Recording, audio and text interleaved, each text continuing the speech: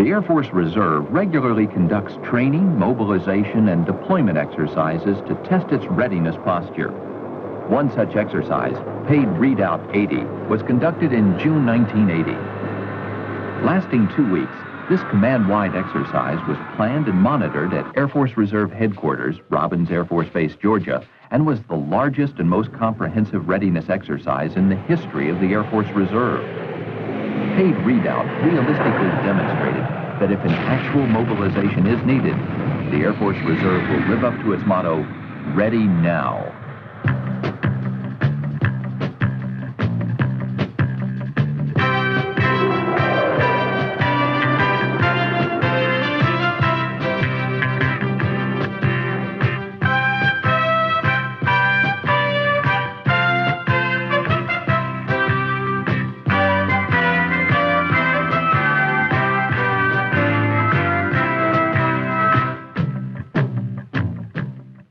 An important part of the exercise began in Denver.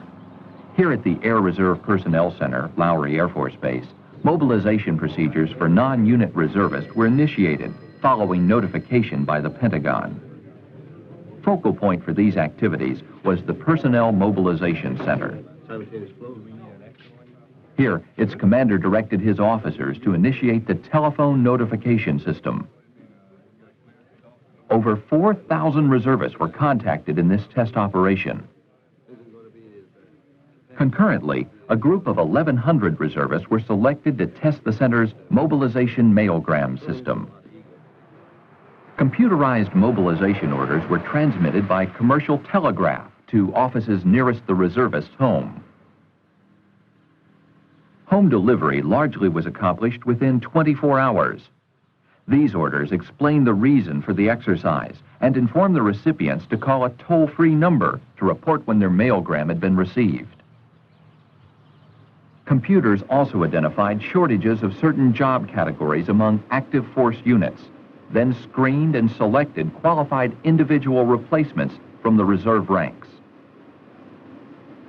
Other banks of computers at the Air Force Accounting and Finance Center converted a sampling of the reservist pay records into JUMPS, the Joint Uniform Military Pay System, to simulate the conditions of entering onto active duty. At Hill Air Force Base, Utah, other exercise activities were already underway in the shadow of the snow-capped Wasatch Range. Here at the headquarters of the 508th Tactical Fighter Group, the host activity of this segment of the exercise, considerable advanced planning had already taken place prior to the arrival of the deploying units.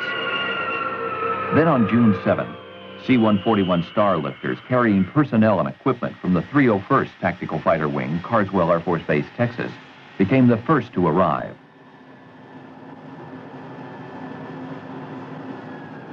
Members of the 67th Aerial Port Squadron assisted the 508 with equipment offloading and provided transportation to ferry the incoming reservists to their billets. The pace of the arrivals quickened as C-130s touched down on a prearranged schedule, peaking with the landing of a C-5 Galaxy, the world's largest aircraft. They carried support personnel from the 301st Tactical Fighter Wing, scheduled to undergo an operational readiness inspection as they're part of paid REDOUBT 80. K-loaders easily tackled the problem of unloading large quantities of equipment and baggage in a short time. More than 62 tons were efficiently offloaded and stored for use by the time all 442 reservists had arrived.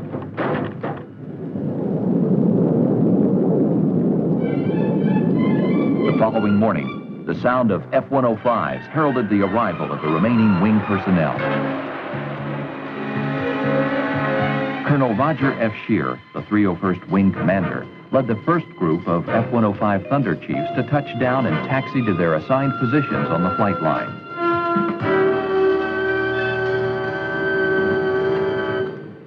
Every man and woman of the 301st TAC Fighter Wing has worked long and hard for this day. I know we're all glad that it's finally arrived and we're ready to get it on. With all wing personnel in place, the ORI was ready to begin.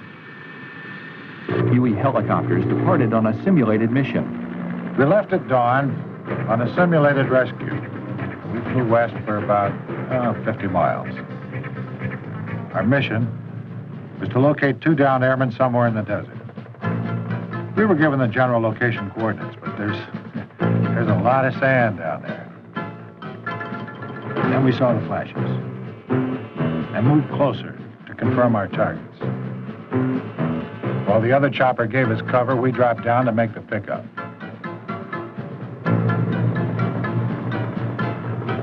The ground temperature gets pretty hot out here this time of year, so when the guys climbed aboard, they were glad we'd found them without too much delay.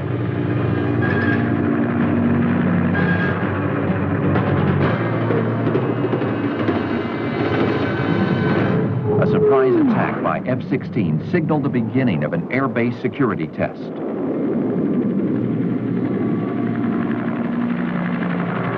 An aggressor force manning a UH-1 hit the field undetected in a simulated attempt to disable the parked F-105s.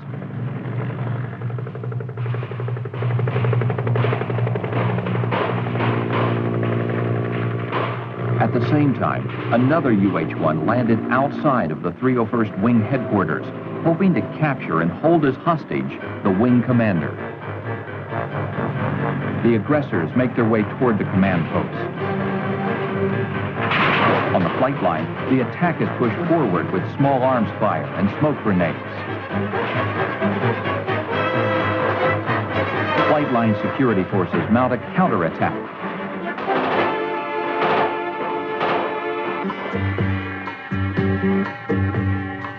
In the confusion, the wing commander has made good his escape, leaving the building under siege.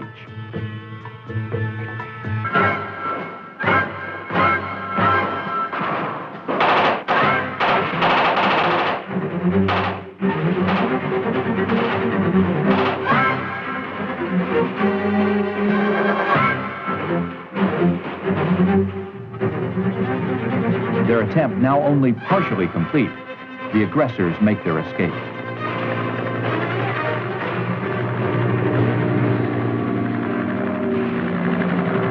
As a finale to the successful completion of the hill portion of paid REDOUBT 80, the 301st Tactical Fighter Wing made a final flyover. They had proven to themselves and to the Air Force that they were ready.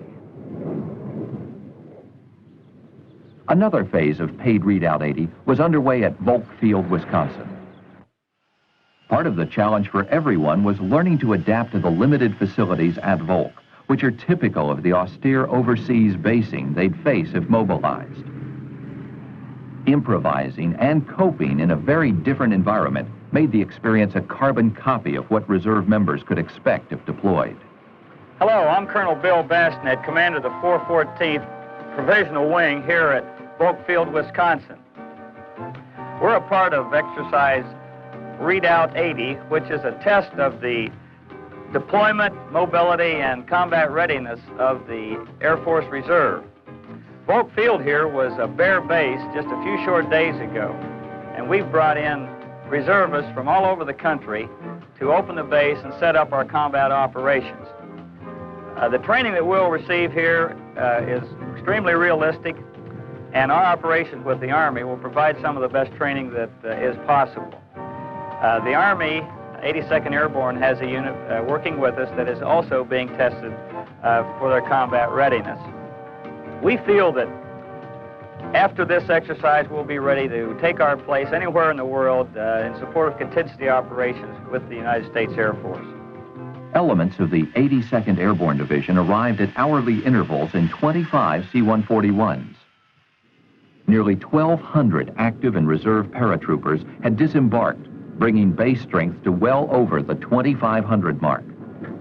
Their equipment offload was accomplished by members of the 442nd MAPS. I'm Staff Sergeant Terry France, and I'm an air cargo specialist using the skills that I learned while on active duty. While we're here, we're in charge of loading and offloading all of the aircraft, and nothing moves till it moves through us. With all of the units assembled, the extensive combat readiness exercise began. Final briefings were held, orienting personnel to their designated tasks. A-37s taxied to the end of the runway and awaited takeoff instructions. Receiving final clearance, they took off in pairs, climbing high into the Wisconsin sky. On the ground, jump masters supervised paratroopers as they made last-minute checks of their chutes and equipment, after which they boarded their aircraft and prepared for takeoff.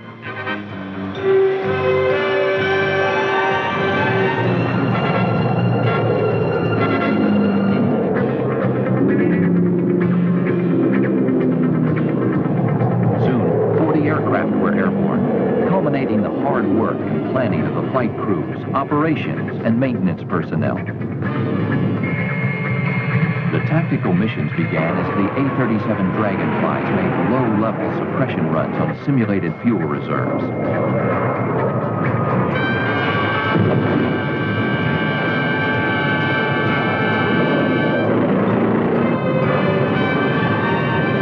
They proved their flying accuracy with each pass over the targets.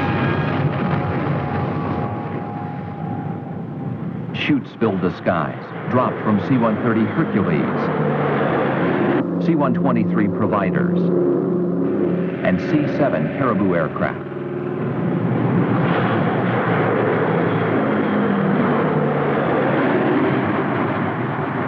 F-105s provided close air support for the descending troopers, then returned to formation as the 82nd Airborne landed.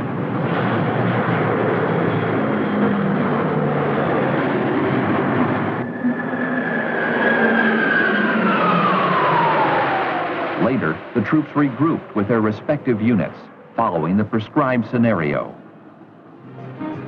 An HH-3 Jolly Green Giant had completed its in-flight refueling when its course was altered to begin a search and rescue attempt at a nearby lake.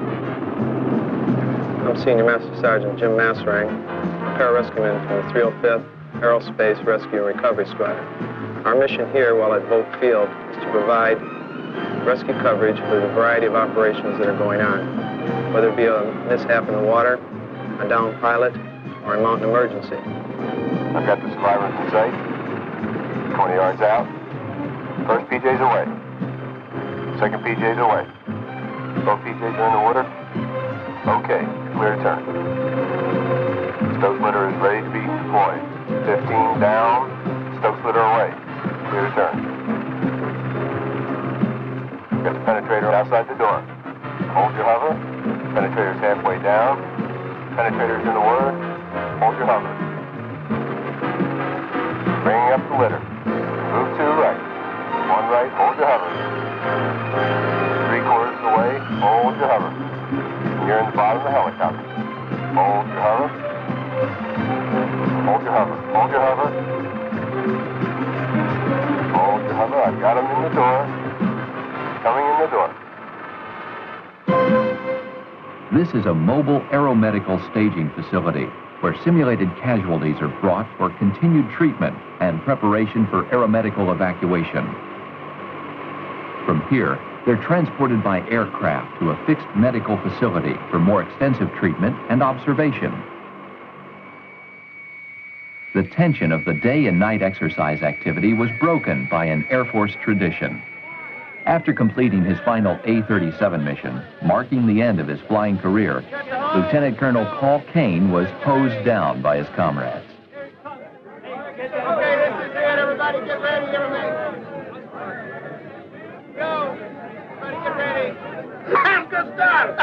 During the last several years, we have slowly been increasing our manning and our professional airmanship. We have demonstrated to the public and to the world the combat readiness of the Air Force Reserve. Our assigned missions are typical of the kinds of things that citizen airmen can do.